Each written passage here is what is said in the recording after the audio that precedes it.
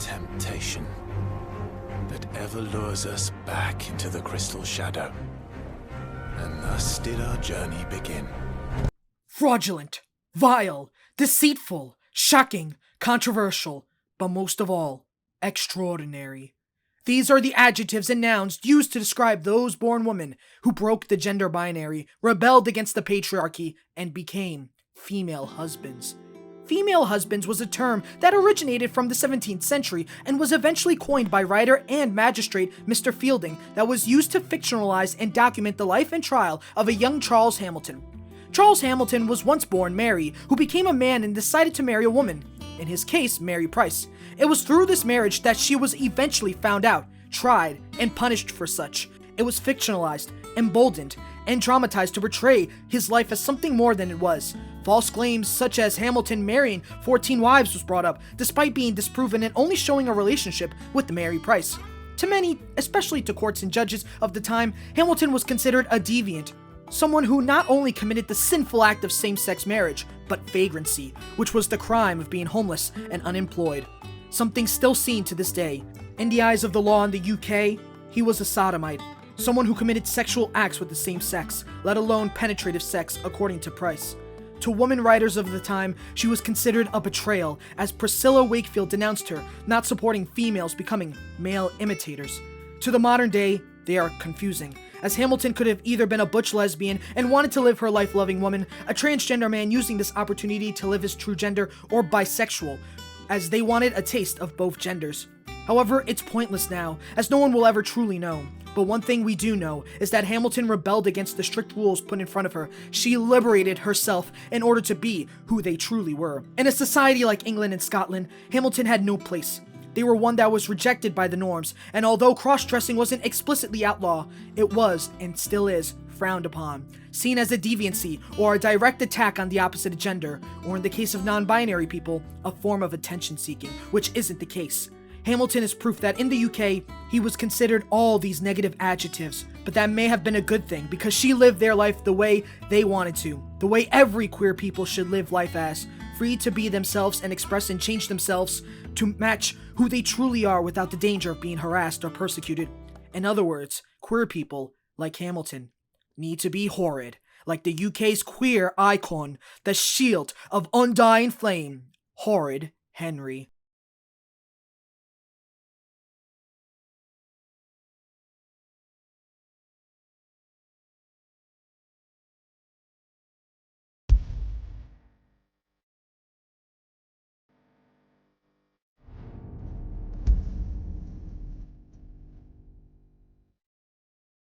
Section 28. You cannot talk about queerness in the UK without talking about Section 28.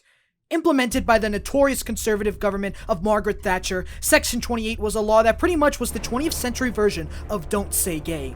Section 28 forbade the teaching and or discussion of homosexuality, as the clause stated, "A local authority shall not intentionally promote homosexuality or publish material with the intention of promoting homosexuality, promote the teaching in any maintained school of the acceptability of homosexuality as a pretended family relationship." Section 28 didn't come out of a vacuum, as it was made during a time where it was easy to become a part of British discourse and society. It was the 1980s. AIDS was starting to happen to gay men in Britain. However, what really brought this anti-LGBT legislation to the forefront was when a book called Jenny Lives with Eric and Martin came into libraries across the UK from Denmark.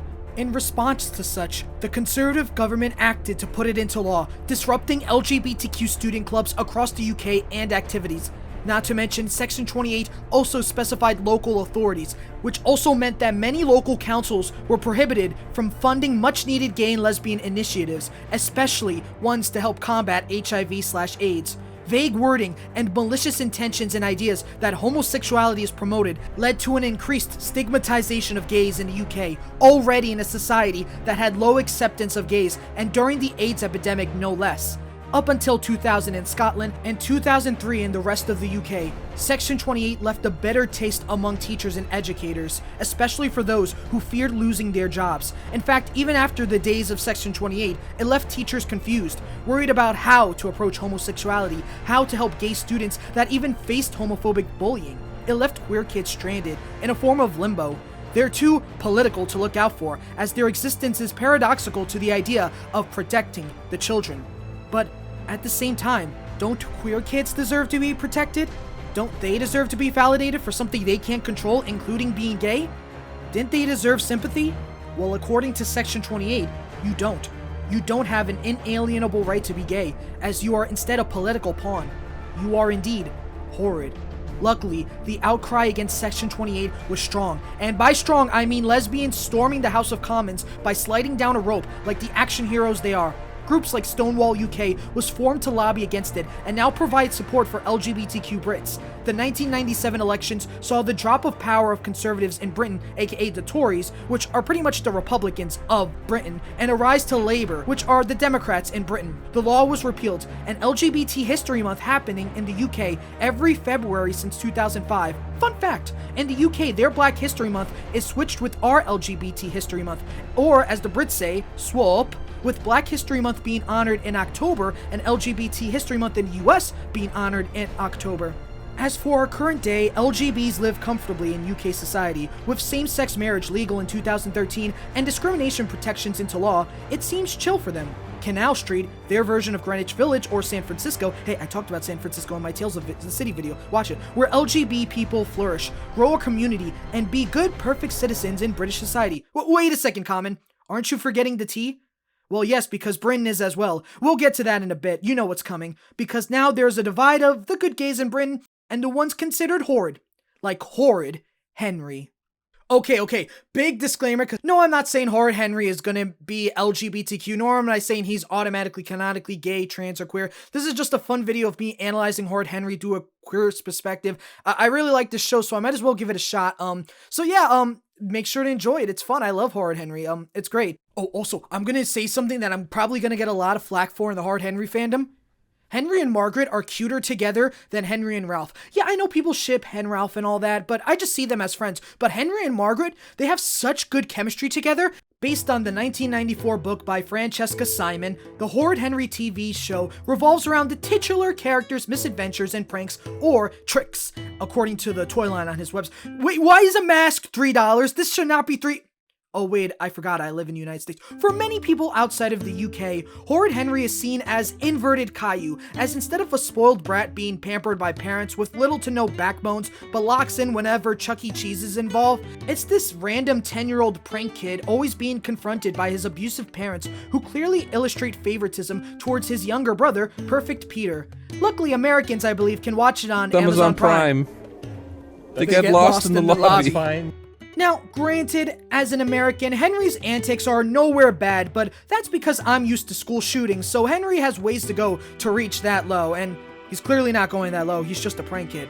Henry, of course, isn't a perfect angel, as it's literally in his name, Horrid Henry. He's mischievous, rude, creative to a point of neglecting others, always solving problems and finding ways to remedy situations that mostly benefit him and his Purple Hand Gang, usually at the expense of the adults, or his eternal beef and hatred/rivalry with two people, the angelic do-gooder Perfect Peter and the noisy, rude, malicious neighbor and arch-nemesis Moody Margaret. Describing Horrid Henry sounds simple because, well, it is. It has a main protagonist. He also has a family that, at most, is functional. A brother who, while spoiled and slips into his immature side, genuinely loves his brother, and Henry also loves him. A best friend that is, well, really rude, but always looking out for him. A friend group diverse both in nationality and personality-wise. Angry old teachers, snotty cousins, and a world that's made it clear as day that the world isn't too kind to him. Oh, and his trusty pet sidekick Fang, who just reminded me to do something. Be right back. That's a good boy, Toggle. It's perfect, except for Henry. He's in a world that doesn't necessarily have him fit in. He's a direct contrast to everything his family stands for. So we can say he's kind of queer, if that makes sense. Horrid Henry, through the lens of target audiences and or people interested, comes off as a rebellious kid, but through a queer lens, Horrid Henry can read as a gay character himself, and the comparison is clear as day. What I argue is the fact that queer people, especially queer youth, can see themselves through Henry and the other characters, as it not only is reflected through the way the characters act and respond to the challenges of life, but also by looking into typical British culture and society. Horrid Henry is a queer symbol both on his own and through his heritage as a British person. But first, let me ask you, What does it mean to be horrid? What makes someone horrid? Is it as simple as being wicked, which I covered in my Wizard of Oz video, or is it something more? Well, that's the question Moody Margaret asks in the episode Horrid Henry, How to Be Horrid, in which Henry promptly answers what does it mean to be horrid. And in this analysis, it means to be queer. More specifically, the idea of being gay or queer youth. When we look at characters like Horrid Henry and Moody Margaret, they might come off as one-trick ponies as given by their adjectives. The adjectives serving as temporary honorifics to make British people look more posh than they already do in the media. However, if there's one thing they both share, especially something that Margaret shows in this episode, it's insecurity. It's insecurity on who they want to be and how they go about. Even Margaret showing envy on those a part of the Purple Hand gang. Even admitting that she wants to be a part of the gang and not feeling horrid enough. Despite leading the secret club and being the queen bee of the class, despite being a spoiled brat getting anything she wants, she still feels like she hasn't found her place. This doubles for Henry too, as despite having somewhat of an idea on what he wants to do, is still unaware on how to go about it, and it can anger him when he doesn't have the wit to counter it. Instead, he just relies on, well, being horrid. To me, Horrid Henry serves as a queer allegory to queer youth, as the idea of being horrid, not mean, bossy, or moody, is a way to describe queer youth in the eyes of the world. Queer youth are commonly seen as misguided, groomed, or even shunned, and a wedge issue in contemporary politics. They're seen by adults or authority figures or even their own fellow pupils as a sin that must be corrected. But the truth is, that's not it at all. While at times mischievous and or also misbehave, it's important to acknowledge that they're still kids and humans and deserve to be as adventurous as possible and live to their fullest without authorities telling them they're immoral or bad for who they are. As someone who realized he was gay around 9 or 10, I know what it's like to be seen as, oh, you just gotta wait, or oh, you're being immoral because, well, I was questioned by my whole existence since I was a gay kid. Both Horrid Henry and Moody Margaret are two sides of the coin when it comes to queer youth. Where one has everything and the other doesn't, they still don't have a certain place in the world and are still navigating. And what's worse, they're labeled by an adjective that doesn't necessarily fit them all the time. I think this is why both Henry and Margaret bounce off of each other so well. They're pretty much the same person but with different ends, influenced not only by their upbringing but also by strict gender roles. Being horrid means you're one of the boys, and down with boys as the song Girls Rule, Girls Are Cool goes. According to Henry, girl stuff and girl things are icky. It seems like they're forced into a box. And for Henry, masculinity is also something that queer men can struggle with. Gender is a part that's explored in Horrid Henry via jokes. As well in British humor, it's common to do such. British performance is no stranger to cross-dressing, or dressing gender roles such as, well, Shakespeare, or how Doctor Who has the actors disguise themselves with such. Horrid Henry does not shy away with gender, whether it's Peter cross-dressing with time travel, or the iconic Girls Rule song. However, a good part of it is Great Aunt Greta, who proudly proclaims Henry as Henrietta, and Henry's struggle to be seen as a boy. I mean, this one can be obvious, as this can be seen as queer people trying to reclaim their masculinity after being denied or seen as effeminate, especially for trans men who struggle to be recognized as men in a society that demands they be women for the sake of a patriarchal society. There's another manga that also dives into being masculine and British, and that is Requiem of the Rose King. If you remember my intersex video, in which you should totally check it out, it's great, a big part of the story is the fact that Richard's intersex identity haunts him, being insecure about his manhood and wanting to claim his masculinity for himself. Richard is like Henry, as both are British people who are forced to live up to high expectations and realities and must cling to their manhood and masculinity, something a lot of queer men can relate to. What's more is that it doesn't have to be a certain queer identity, as a lot of queer men or intersex men like Richard all have their own internal battle to get a proper and healthy image of masculinity. Heck, you can also compare Henry and Richard's ambitions of being a king. Both desire to be better in their society and also improve their lives and control Dalmatia, or for Henry to have a lot of TVs in his house and not get bodied by Miss Battleaxe. But whereas Richard slowly descends into the imperialist bloodlust of being the king, Henry falls into his name of being horrid, something that was expected as indicated by the classic line, "Don't be horrid, Henry." Whether it's your name or your gender, or perhaps fulfilling your dreams of wanting to be a rock star. Another big factor about queerness in Horrid Henry is also the elements of rock and punk in it, and this is no clearer than Henry's favorite band, the Killer Boy Rats. Killer Boy Rats are a rock band that prioritizes singing about two things, because they only got 2 songs, hating homework and being a rock star. Both songs have themes about rebelling and doing their own thing, which in turn is blasphemy. Singing about not following the rules, being as shocking as they can, the Killer Rat Boys can be seen as punk rock. For those of you who don't know, punk and queer culture goes together like carrots and ice cream. In a sea of different subcultures that dominated gay lifestyles, you'd think the main ones would be gay disco life, gay ballroom, all the typical stuff you'd see on movies and TVs, and what was considered normal. However, intentionally, underground was the gay punk lifestyle. Beginning in Toronto with the presence of scenes and concerts, the gay punk movement mainly kicked up heavily in urban cities like Canada, the US, and especially the United Kingdom. Punk's core values were all about subversion, shock value, and more importantly, challenging the status quo, while also making a home for those who were excluded. I would go on to go what makes punk punk, but I already did. Punk is all about rebelling against an establishment and being as shocking as you can to those who want to police you and hold you to a standard that you despise. This anti-establishment belief, alongside the push for DIY creativity and having its roots in art, made queerness find a major home in punk. Fun fact, in American prisons, punk meant gay men, but usually used in a more pejorative and rude way. Nevertheless, like gay and queer, punk was reclaimed and worked to help create a movement, with stuff like homocore taking major form. The Killer Boy Rats can be considered punk, as it sings all about being DIY and living to your own tune, not being defined by anyone but themselves. But then this brings up the question on how is Killer Boy Rats queer punk? This one you gotta look at literally. Check out their outfits. Taking inspiration from other goth and punk groups, the Killer Boy Rats are visibly androgynous and use as black, never dressing up to atone to one gender or another. They are not boys or girl bands, they are a band that cares as much about gender as they do homework. Which is to say they don't. In Horrid Henry and the Horrid Hotel, Horrid Henry and Rude Ralph host the iconic Fizz Wiz McTiz in their hotel, only to find out she's a girl and not a boy. Fizz responds, "You assumed I'm a guy because I play keyboard? Does it matter if I'm a boy or a girl? I can still play a mean keyboard."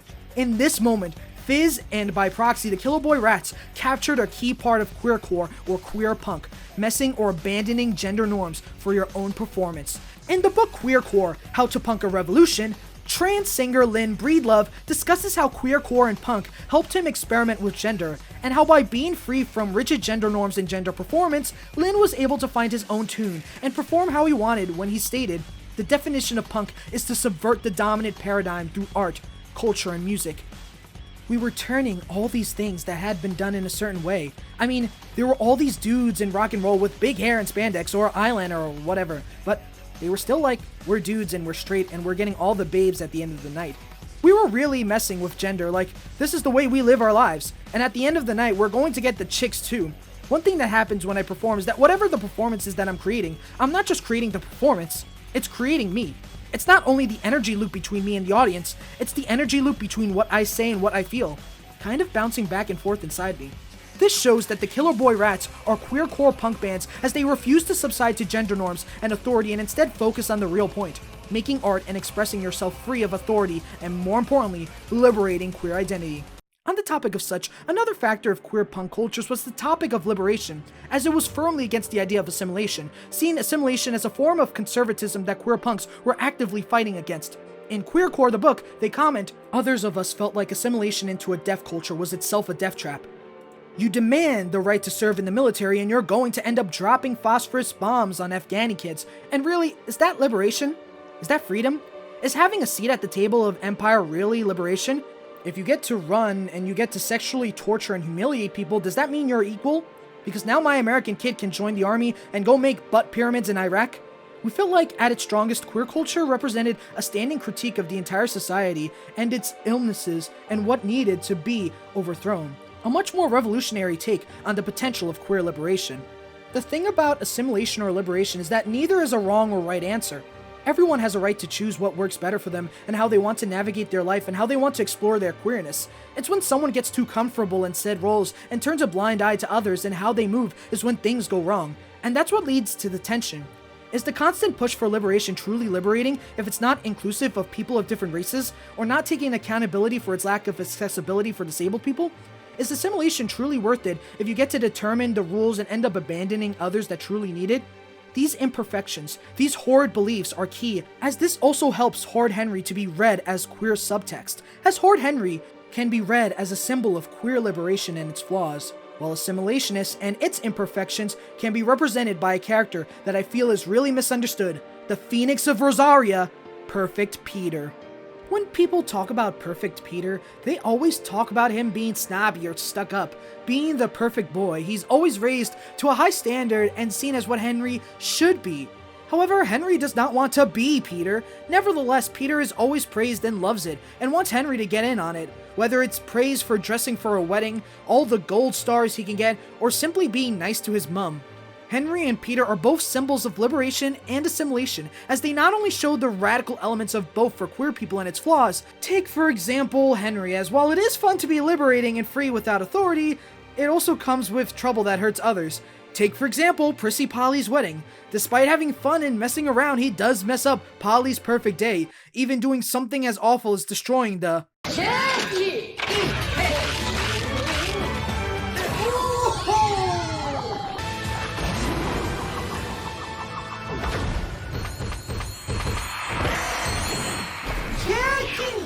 Amazing! Peter isn't perfect at all either, despite his name. As spotless as he tries to be, Peter has his shortcomings to the point that it can get frustrating. Also, with him being so naive, it's hard to tell whether or not he's doing it intentionally. For example, on one hand, he'd encourage Henry to eat school lunches, or school dinners as they're called, but on the other, he brags about getting good grades and asks to go to the fair immediately after Henry was denied to go to the same fair for his bad grades. But I would understand it if it was the hit UK theme park Alton Towers, where they can ride Sonic's Spinball Ride. Ain't that right, Sonic? Check out the consoles! Despite this, I'm gonna say something that I feel a lot of people don't pick up. Peter and Henry don't hate each other, as rather they hate each other like brothers, in which to say, they don't. Their companionship for each other is brewed by the fact that they're so different that at times they complement each other and their differences, one representing assimilation and the other representing liberation. Both directly tied to each other and related, but unfortunately completely different personality and social-wise, kinda like queer liberation and assimilation, and through a queer subtext, we can view them as Henry being a symbol for gay liberation and Peter being a symbol for gay assimilation. Liberation versus assimilationist rhetoric is common as day within the gay community, as one always contradicts the other in some form. The question of whether or not to follow the path of typical norms or to reshape them and generate a new model that's more progressive and inclusive. Despite this, both can coexist but still have different conflicting points. In the book, The Lesbian and Gay Movement, Assimilation or Liberation, Craig A. Rimmerman describes the conflict and how it takes place in different points of gay history, such as the military ban and gay marriage. He states, the tensions between the assimilationist and liberationist perspectives are also developed in historical context. Much of the work of the contemporary national gay and lesbian organizations has relied on an insider assimilationist strategy, one that strives for access to those in power and is rooted in an interest group and legislative lobbying approach to political change. It is an approach centered on civil rights, legal reform, political access, visibility, and legitimation that reinforces the existing political and economic framework associated with classical liberalism. For those who embrace a liberationist approach, however, the assimilationist perspective is far too narrow. As Urvashi Vaid has argued, the assimilationist perspective is far too rooted in virtual equality, a state of conditional equality based more on the appearance of acceptance of straight America than on genuine civil parity. 1995. Liberationists challenge virtual equality and emphasizes the goals of cultural acceptance, social transformation, understanding, and liberation. Peter is a child who's always fit well into the system, whose behavior was always welcomed and his mannerisms made it easier to fit in the more liberal societies. He's able to get a seat at the table because he assimilates well. We see in episodes like Perfect Peter's Revenge and Perfect Peter's Horrid Day, however, we see he has tendencies to be horrid. Even if it was to get attention or to get back at Henry, he can show his true nature, which is as natural as Henry. The same way we see Henry symbolize liberation, but also more kinder elements. In Horrid Henry and the Bogey Babysitter, Henry advocates for freedom and going against those who invade his house, and while he pushes to take action, Peter states, "I'll stay in my room," showing that Peter can feel comfortable in a liberal society and be passively accepted in hopes of a brighter future. However, with all forms of assimilation, there's breaking points. Points where assimilating isn't enough and you must do more. However, just as much as being hard can be exhausting, being perfect comes with drawbacks. Peter's perfection can be outshadowed, or at worst, forces him to be a pushover. Luckily, Henry doesn't let Peter fully shoulder it, as much as he hates him, he does stick up for his brother despite being two completely different people. They share the burden together. I think the episode that encapsulates such is Perfect Peter Pumps Up. After being confronted by bossy Barnabas, Peter asks Henry to help stand up to him, and with training and realizing Peter's weakness of having Bunny taken away from him, It's there that Peter channels his anger and lashes back, showing that he not only shows signs of liberation, but also because liberation and assimilation play off of each other, now realizing that Bossy Bill isn't as strong as he thought he was. It's also shocking to see how Peter, someone who prides himself on fitting the mold of what a good student can be, allow himself to rise like a phoenix and fight back for him and his brother. By standing up to Bossy Bill, Peter proves this match of queer assimilation and liberation, but it shows how Peter lost his humanity while Bossy Bill gained his. It also shows that at the end of the day, Henry and Peter symbolize that both assimilation and liberation can exist at the same time and can be for all gay and queer people. You're alive. We both are. Nothing else matters. I mentioned how perfect Peter gets a lot of flack from the fanbase, but if there's one character that doesn't get enough, it's their mum.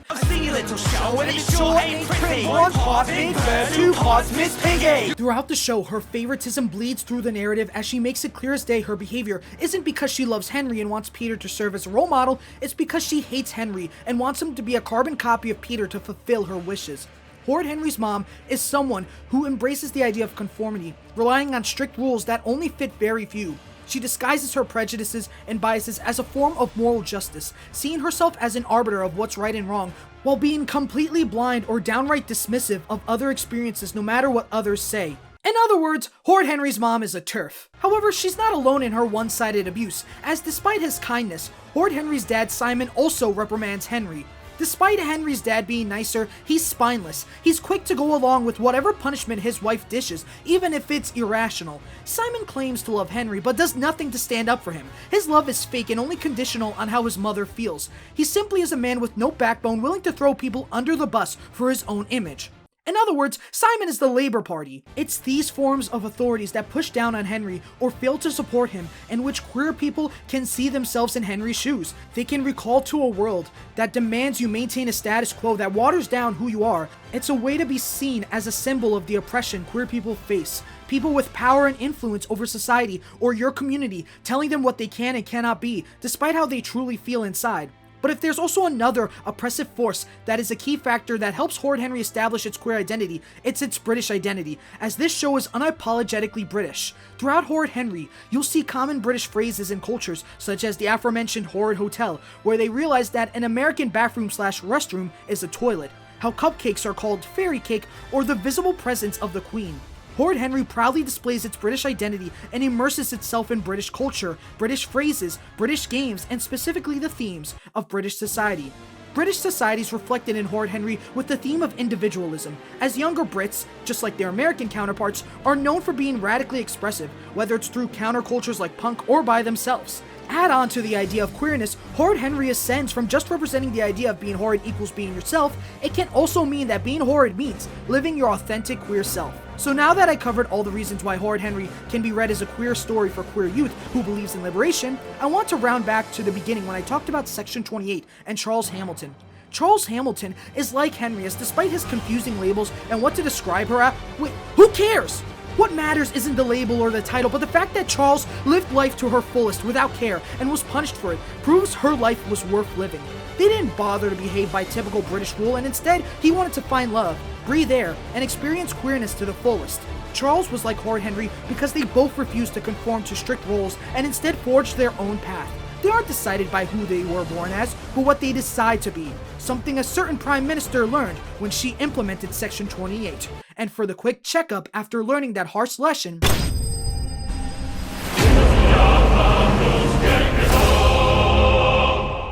Horrid Henry is the anti-Section 28. Whereas Section 28 demand conformity, authority, and fear, LGBTQ people got like Henry and became horrid. Horrid Henry symbolizes queer people fighting against Section 28. Section 28 might be sad, and it might put pressure on you to behave, but Horrid Henry showed you that you don't need to behave, nor do you have to be bossy or mean or moody. Horrid is what you got to be. And this horridness, this idea to break free from such destiny, is what led to Section 28 being repealed, with the outcry of many queer people standing against such horrible bigoted actions, leading to a safer UK. Through being queer, or being horrid, youth of the lesbians, gays, and bisexuals were ready to face the world and be openly gay without the fear of Section 28. But there's one letter in the UK that needs help, especially now more than ever, and that one is the T. So if you aren't aware, transphobia is on a massive rise in the UK, with even other cis gay people joining in on the bandwagon. Trans people in the UK already suffer from long wait times for gender-affirming care, and now a barrage of BBC articles trying to make transgender people the next big scary thing, to even the Supreme Court trying to deny them their reality of them being women and men, and vice versa. You see, as an American, at least our hate is universal. Every minority group gets a shot at being harassed and targeted by Fox News and conservative YouTubers and put down. But the UK is heavily focused on trans people, even trying to make their bigotry palatable by calling it feminism. It's gotten so bad to the point where you can't escape transphobia anywhere in the UK, even in media such as tabloids, which they call newspapers, radio, or TV shows and cartoons. Look no further than the recent Doctor Who episode in which they said, "I'm Mr. Ring-a-ding and I hate transgender people." Oh wait, they call them trans-identified people, because you know that British meme where it's like trick or treat? Yeah, it's like that, but they call trans people trans-identified something slur. Yeah, they're really rude about it. So, did that actually happen with Doctor Who and Mr. Ring-a-ding? Oh no, this didn't happen at all. Mr. Ring-a-ding didn't say that. However, considering this is the same country that birthed the Starfield's pronoun guy, I wouldn't be surprised. Britain loves to crash out over transgender people and pronouns more than they want to crash out about the French, which is a surprise. But we're not talking about France. If you want to talk about France, go to the video next door. And especially with billionaires like J.K. Rowling funneling hate. Speaking of, yes, I played the Turf game since it was on PlayStation Plus, and it's kind of mid. But if you want an actual good game to play that involves magic, let me introduce you to the game that has been the theme of this video. Also, please ignore the Summer Games Fest in the background. I'm hoping it gets a Switch 2 port, or you know, like DLC. I know it's 2 years old, but like, I still think it can get ported. I miss playing it on the PS5. 俺にはまだなすべきことがある。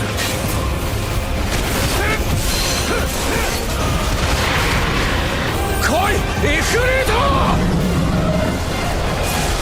首に殺してやる！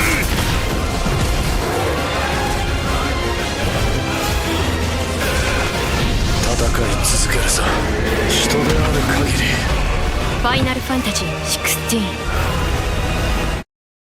Final Fantasy XVI is about the eikons and the several conflicts revolving around them in Valisthea, and at the corner of such is the man Clive Rosfield, who goes on a quest to emancipate the bearers from enslavement. Along the way, Clive must also accept the role of Ifrit as an eikon, despite the pain it brought him. He also reunites with his presumed dead brother Joshua, his fine hound Torvald, and his childhood love interest Jill, while also meeting new allies, such as the underground leader of the Bearer Emancipation Army, Sidolphus Telamon.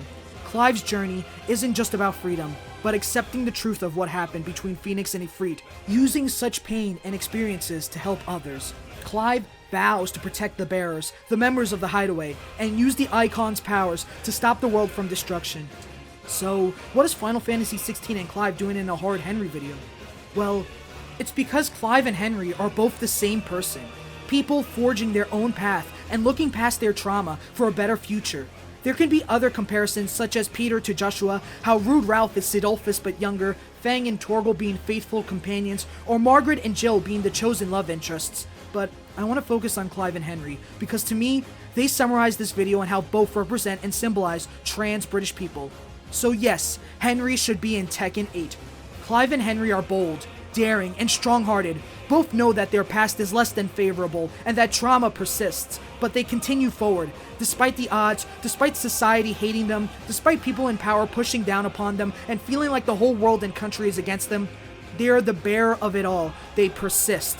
Clive and Henry are both prime example of what LGBTQ people in the UK should be, especially trans people. To the trans people in the UK, solidarity with you guys. Never give up whatsoever, and make sure to find the flame to keep being horrid. Sure, the Supreme Court might say you aren't valid, but as an American, I know all too well that the Supreme Court's opinion is as worthless as the scum on the floor. But please, don't stay in your room. That is your country. You have rights. Do not be bullied. Remember to stand up to the oppressor and gain your freedom because you are who you are. And for the transphobes, TERFs, and those who believe the world trans people seek is but a fantasy, the only fantasy here is yours. And we shall be its final witness. And just like that, the Double Pride Month video spectacular is done. To be honest, this really was a struggle. Having 2 videos at once with a lot of information was pretty jarring. Not to mention I try to juggle as much as I can, hence there's double jokes. So if you only watched one video, go watch the other. They should be out at the same time. Hopefully no copyright issues are happening at the moment of this. I try to check as much as I can. But yeah, but I also realized something. I love history. I love not only just LGBTQ history, but history. And I want to say thank you to these franchises for making me realize how much I loved history. So thank you so much. And I wanted to make sure I get out as much as I can because this Pride Month, it's important to be out and proud more than ever. And make sure you show whoever's in charge or whatever's in charge that you're not going to obey or go back in the closet. You are who you are, and you got me, Belfort and Lupin, and Horrid Henry to back you up. I mean, not really, but like, you get the gist. So yeah, make sure to watch both videos. If you just watched one, go and check out the other. I had so much fun recording and editing these, and I want to shout out to some people who helped me along the way. I want to shout out Dead-Eyed Vaughn for making such great art, and as a trans woman in the UK, make sure to fight like hell, because as far as I'm concerned, your life isn't worth giving up. Make sure you give those bloody turfs hell. As far as I'm concerned, we got your back. And I want to shout out to my French friend Lulu. Thank you so much for getting me interviews and talking to French people about their experience. When I saw you talking about La Cage de Folie, I'm sorry, I forgot the movie. I was so enlightened, and I'm really glad you were able to tell me about it. Oh, and also how we gushed about Code Lyoko, because now I'm rewatching Code Lyoko again. But once again, thank you to both of y'all, and to anyone else who's from the UK and France. Make sure you keep being you, and you fight any homophobes, transphobes, racist, misogynists, and ableists, because as far as I'm concerned as an American, we're fighting like hell, and we're not going anywhere. And you guys should too. Always stand your ground this Pride Month, and have a great one.